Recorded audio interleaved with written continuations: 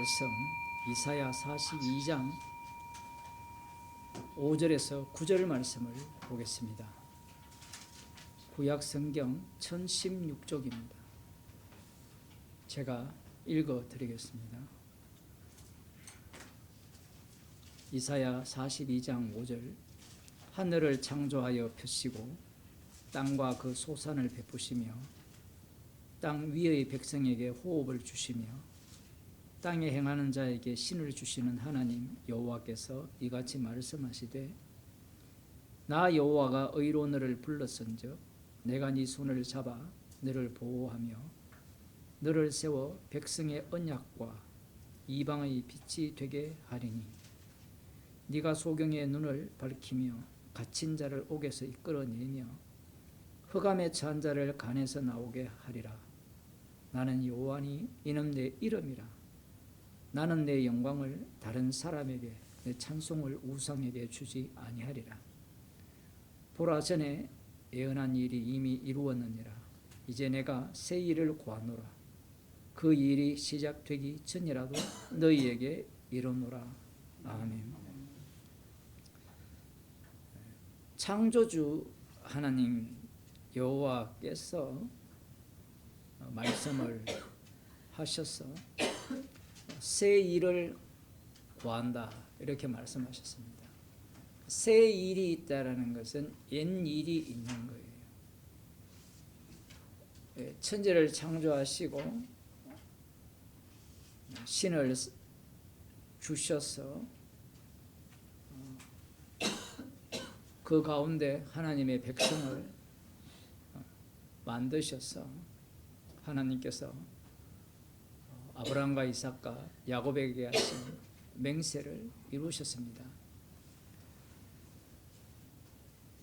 문제는 그들이 약속의 땅에 들어가서 여호와 하나님을 배반합니다. 그래서 심판을 받죠.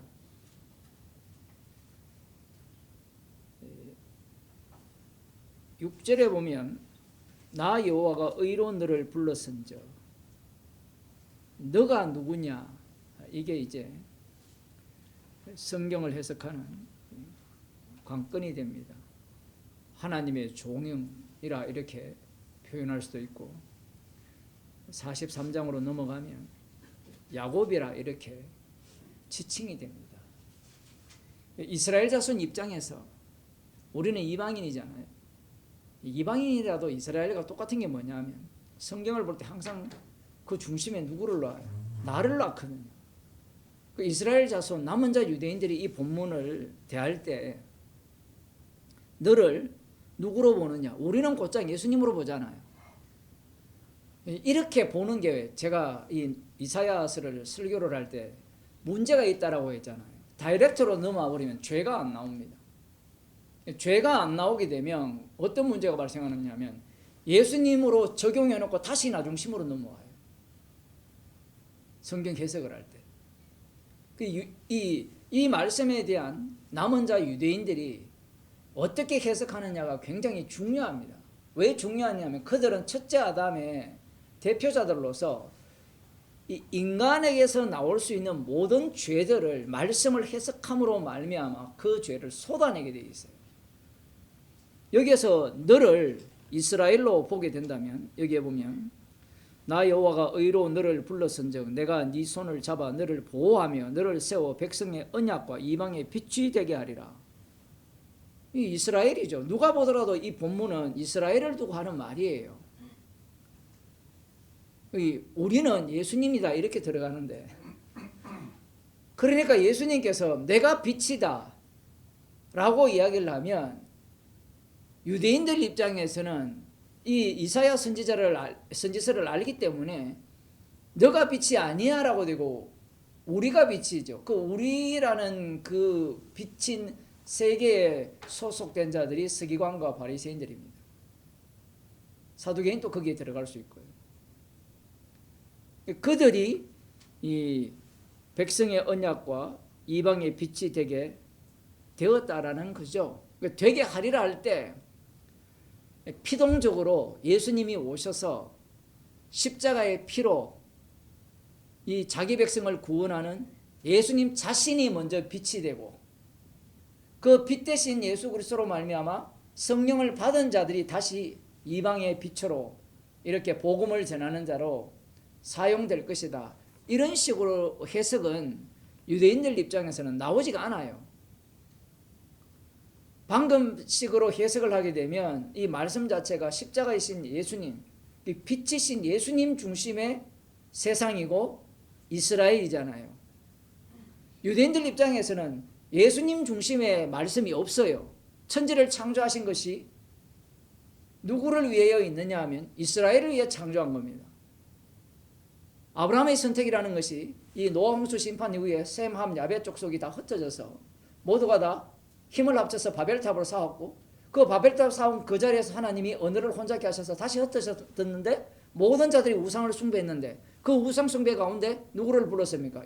여호수아 24장에 나오잖아요. 아브라함을 부르셔서 그 아브라함에게 약속을 주시고 아브라함에게 맹세를 하시고 그 맹세하신 그 내용을 그 후손들을 통하여 약속의 땅으로 인도하셔서 하나님이 기뻐하시는 이 나라를 세우겠다 라는 것이 하나님의 뜻인데 그들이 실패를 했잖아요. 실패를 한 이후에 지금 이 이사야서가 그 실패한 이유에 대해서 말씀을 하고 그 이후에 하나님께서 다시 이들을 돌이키실 때 이들은 이 백성의 언약과 이방의 빛이 되지 않겠느냐 라고 할 때 백성의 언약이 누구냐 이방의 빛이 누구냐 할 때는 이 바리새인과 서기관 입장에서는 자기들이죠.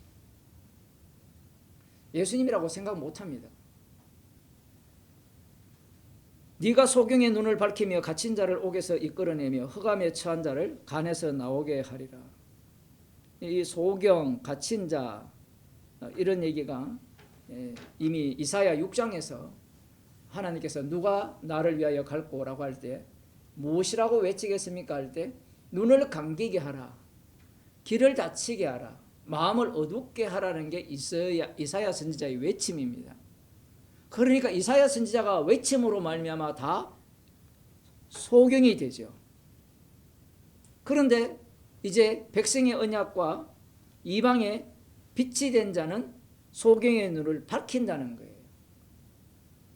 이런 말씀이 정말 어려운 거예요. 그래서 이 말씀을 이야기할 때 갇힌 것은 이 바벨론 포로로 잡혀가서 갇히잖아요. 이 갇힘과 소경은 어떤 의미예요? 물리적 소경이 나오죠. 예수님 당시에. 그죠? 그런데 예수님 당시에 옥에 갇힌 자가 없잖아요. 이 구조가 아주 재밌어요. 없는데 그들이 다 짐승의 지배를 받고 있죠. 예, 그러니까 갇혀 있는 거예요. 실제로 짐승의 지배를 받고 있으니까. 이런 상황에서 유대인들 입장에서는 이 소경의 눈을 밝힌다 할 때는 물리적 소경을 생각하겠어요? 아니면 영적인 소경을 생각하겠어요? 물리적이 아니고 이사야 6장에 의하면 영적인 소경이에요. 갇힌 것은 물리적이잖아요. 이게 교차적으로 말씀을 하고 있거든요. 그런데 예수님이 오셔서 진짜 소경의 눈을 뜨게 하잖아요. 그죠?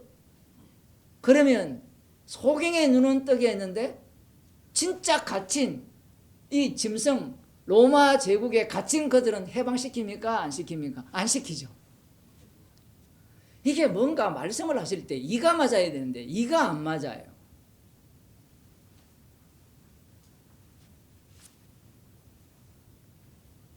유대인들 입장에서는 이 말씀을 자기들 중심으로 해석을 하게 되고 그러면 말씀을 제대로 가르치면 일단 눈이 떠지죠.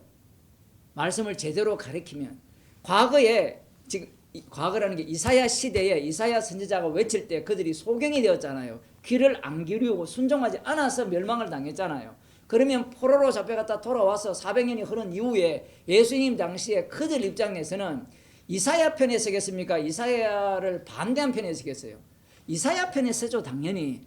에레미야와 에스겔 편에 설 거 아닙니까? 그러면 그들 입장에서는 눈이 떠진 거잖아요. 그러면 간에서 옥에서는 갇힌 자에게서는 자유케 되었느냐 할 때는 안 되었죠.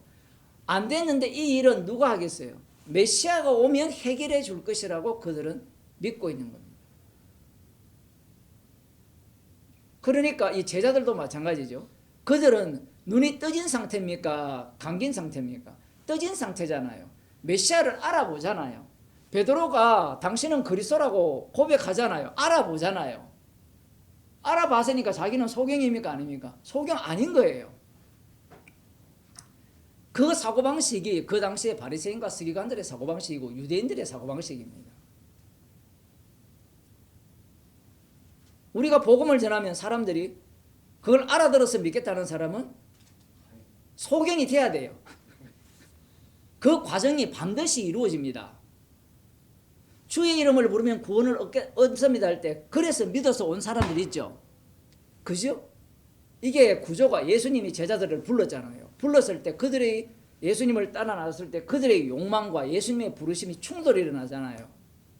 복음을 전할 때도 똑같습니다. 처음에 부를 때는 주의 이름을 부르면 구원을 얻습니다. 예수 믿으면 구원을 얻습니다 했는데 그 구원, 예수 믿는 개념이 다 달라지잖아요. 그것이 부정당하잖아요. 그러면 진짜 성령이 오게 되면 내가 믿어서 구원을 얻는 게 아닙니다라가 되잖아요.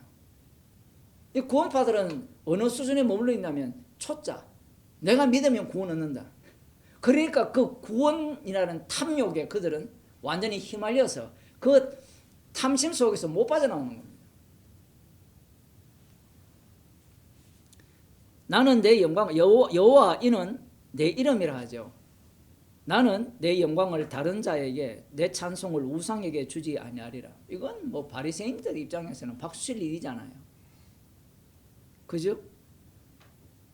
영광을 다른 사람에게 주지 않는다 할 때 바리새인들이 서기관들이 자기들이 영광 받고자 하여서 율법의 의로는 흠없는 자로 살았습니까? 아니에요. 근데 예수님은 뭐라고 하십니까? 너희들이 서로 영광을 취하는도다. 정말 말씀이라는 게 이렇게 어려운 거예요. 자신 입장에서는 오로지 하나님의 영광을 위하여 살아간다라고 주장을 하는데 그렇게 살아가는 것이 바로 자기 영광을 위함이라는 겁니다. 이게 너무나 중요하죠. 그러니까 사람들이 하나님의 영광을 위해서 우리가 어떻게 살아야 돼? 사도 바울도 로마서에서 얘기하잖아요. 먹든지 마시든지 하나님의 영광을 위해 살아. 이 언어 자체가 바울이 바리새인 중에 바리새인이잖아요. 그가 살았던 하나님의 영광을 위한 삶과 먹든지 마시든지 하나님의 영광을 위함이 이렇게 겹쳐져 있어요. 그러니까 로마서에 나오는 그 말씀을 바리새파적인 사고방식으로 해석을 하게 되면 십자가가 안 나오고 자기가 영광을 받아요. 그런데 로마서에 나오는 먹든지 마시든지 하나님의 영광을 위하여 하라라는 그 말씀을 이 앞서 나온 하나님의 영광을 위함이 나를 위함이라는 것이 거기에 바탕에 깔려지게 되면 무엇을 하든지 십자가 외에는 자랑할 것이 없다라는 그 고백으로 나오게 되어 있다라는 겁니다. 문제는 내 찬송을 내 영광을 다른 사람에게라고 할 때 이 다른 사람이 누구냐라고 하면 남은 자 자신들이라고 상상도 못해요. 다른 사람이라고 하면 말씀에 귀를 기울이지 않는 누구? 세리나 장기들 아니면 이 본디오 빌라도나 그 로마 제국에 소속된 그들, 우상을 섬기는 자들, 그들을 상상할 수 있는데 이 말씀이 응하게 되면 이 다른 사람이 남은 자 유대인이 되고 그 남은 자 유대인 각자가 뭐가 되느냐면 우상이 돼요. 이게 종말에 나타난 말씀의 성취입니다. 하지만 유대인들 입장에서는 이 말씀을 철저하게 자기 중심으로 보기 때문에 우리가 어떻게 여호와의 이름을 위하여 남은 자로서 하나님께 영광 돌리는 삶을 살 수 있다라고 주장을 하게 되는 거예요. 이것이 무엇과 연결이 되어 있느냐면 새 일이 아닌 옛 일과 연결이 되어 있습니다. 옛 일. 새 일이 뭐예요? 십자가로 완성하는 일이 새 일이잖아요. 그러면 십자가로 완성을 해버리면 앞서서 말씀을 해석하여서 여호와의 이름을 위하여 그 영광을 위하여 내가 살아가고 나는 어떤 우상을 섬기지도 않고 여호와만 믿겠다는 자체가 뭐가 되느냐면 우상 숭배가 되는 겁니다. 그런데 많은 사람들이 이 앞부분에 나오는 창조주 하나님과 여호와 하나님을 연결시켜 놨잖아요. 연결시켜서 어디까지 연결하려고 하느냐면 십자가까지 연결하려고 해요. 예수님이 십자가로 이루는 이 새 일의 입장에서 구약을 다시 재해석을 하게 되면 옛일 이 창조세계 아니면 이스라엘 중심으로서 일하신 그 여호와 하나님이 행하신 모든 일들이 십자가를 갖고 완전히 모든 걸 재해석을 해야 돼요. 그 중에 하나가 뭐였습니까? 제가 그런 얘기 하잖아요. 율법을 주야로 묵상하는 것이 뭐가 나쁩니까? 이래 질문을 하잖아요. 그러니까 율법을 주야로 묵상하는 자들이 누구였어요? 바리새인과 서기관이거든요. 그들이 예수님을 죽입니다. 그러면 또 손들고 율법을 주야로 묵상하지 않아야 됩니까? 해야 되죠. 하면 방금 말씀드린 그러한 죄들이 나오게 되어 있고 그 말씀이 결국은 십자가 지신 예수 그리스도를 증거하는 말씀임을 알게 되는 거예요. 하나님께 영광은 오로지 십자가뿐입니다. 영광을 다른 자에게. 그런데 이것도 모순이잖아요. 여호와는 나의 이름이고 내 영광을 다른 사람에게 안 준다 했는데, 우상에게 주지 않는다 했는데, 예수님이 여호와 하나님입니까? 신학자들의 목사들이 귀찮으니까 예수님이 여호와 하나님이다. 아니라니까요. 여호와의 이름으로 오신 예수님이 되시고 그 예수님의 아버지가 참된 하나님이 돼요. 이 연결고리가 만만치 않습니다. 이렇게 그냥 1:1 대응으로 되는 게 아니에요. 왜 이렇게 하느냐 하면 그래야 죄가 나오기 때문에 그래요. 예수님이 여호와가 되어버리면 어떤 문제가 생기느냐 하면 충돌이 일어나죠. 여호와 하나님은 죽는 하나님이 아니잖아요. 예수님은 십자가에 못 박혀 죽으시는 분이고, 예수님께서 요한복음 9장에서 이 소경을 고치신 이후에 내가 심판하러 세상에 왔다라고 말씀을 하셨거든요. 보는 자들은 보지 못하게 하고 보지 못하는 자들은 보게 한다. 이렇게 말씀하실 때 이 보는 자들 있죠. 그 유대인들, 이들이 비아냥되잖아요. 우리도 소경인가? 왜 그런 말을 하느냐면 그들이 이 이사야를 몰라서 그런 게 아니에요. 소경이 어떤 의미인가를 그들은 알고 있습니다. 알고 있는 상태에서 예수님이 하신 말씀을 들을 때 자신들은 소경이 아닌 거예요. 왜? 말씀대로 살아가기 때문에. 말씀대로 살아가는 게 뭐가 잘못되었습니까? 그런데 예수님 입장에서는 그게 소경이라는 거예요. 예수님이 소경의 눈을 뜨게 해주잖아요. 맞죠? 그러면 그 소경이 눈을 뜬 것은 맞죠? 물리적으로. 그러면 이 소경과 누구와 일치됩니까? 바리새인과 서기관과 일치되잖아요. 눈 다 떴으니까. 그런데 예수님이 한 번 더 찾아가죠. 인자를 믿느냐 해서 진짜 눈을 뜨게 하죠. 진짜 눈을 뜨게 하니까 소경은 비로소 자신이 소경이었다는 것을 압니다. 그런데 이 소경의 반대편에 있는 자는 눈 뜨고 있잖아요. 뜨고 있으면서 목격을 했잖아요. 물론 믿지도 않았지만 믿는다 칩시다. 예를 들어. 그래서 믿는 게 그게 무슨 의미가 있느냐는 거예요. 예를 들어 그걸 믿었다 치면 그 사람들이 뭐라고 주장하겠습니까? 나 눈 떴어. 이렇게 주장은 아니에요. 내가 그거 하는 걸 보고 믿었으니까. 성령께서 우리를 계속해서 인도하시는 이유가 여기에 있는 거예요. 로마서에도 나오지만 성령께서 말할 수 없는 탄식으로 우리를 위해 간구하는 이유는 우리는 그리스도 안에 있기 때문에 죽을 때까지 소경으로 살아가는 거예요.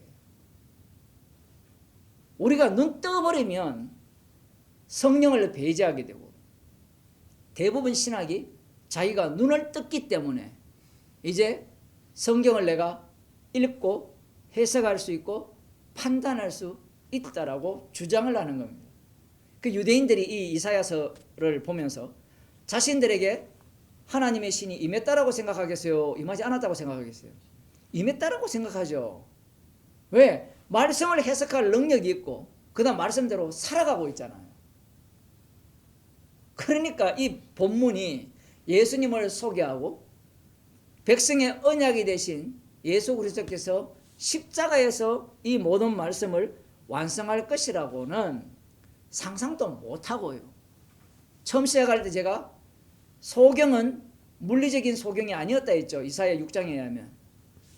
갇히는 것은 물리적이었죠. 근데 예수님이 오셔서는 물리적인 소경에 눈은 뜨게 했는데 물리적으로 갇힌 자들은 어떻게 합니까?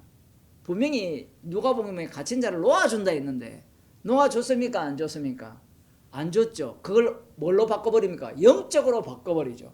어디에 매여 있었어요? 죄의 종, 마귀의 종으로서 매여 있던 그들을 자유케 하신 겁니다. 그러니 이걸 무슨 수로 믿겠어요? 물리적이면 다 물리적이든지 아니면 아예 영적이면 영적인 이해해야 되는데 물리적인 것과 영적인 것을 동시에 두시면서 신약에는 이걸 반대로 적용을 해서 이 십자가로 이 말씀을 완성하심을 보여준 겁니다. 기도하겠습니다. 하나님 아버지, 십자가로 새 일을 행하셨고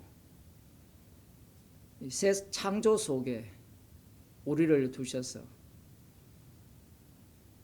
모든 것들을 십자가 안에서 보게 하셔서 십자가의 피만을 자랑하기 위한 세계임을 알게 하심을 감사드립니다. 육에 속한 자로서 육의 눈으로 보고 판단하는 것이 아니라 성령을 통하여서 날마다 십자가가 밝히 보이는 길로 저희들을 인도하여 주옵소서. 예수님 이름으로 기도드리옵나이다. 아멘. 하늘에 계신 우리 아버지여, 이름이 거룩히 여김을 받으시오며 나라의 마치시며 뜻이 하시는 것같이 오늘날 우리의 영을 양식을 주시옵시고 우리가 우리의 죄를 사하여 주옵소서. 우리의 죄를 사하여 주옵시고 우리를 시험에 들게 하지 마옵시고 다만 악에서 구하옵소서. 그의 나라